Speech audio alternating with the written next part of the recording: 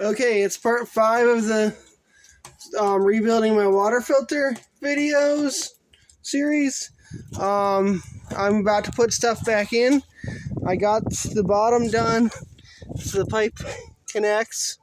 It's not seated real tight, but I don't necessarily want it to be because I'm going to be checking on it more often. I think I knew there was a problem for 3 or 4 years. Never did anything about the sand in the line.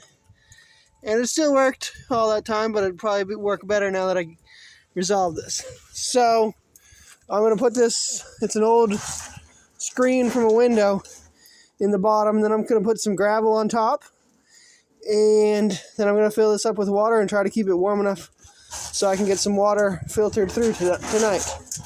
So I bought the new filter, or the water heater, tank water heater that somebody suggested from Tractor Supply, so I should be able to keep it warm enough all night to filter water. Thank you, goodbye.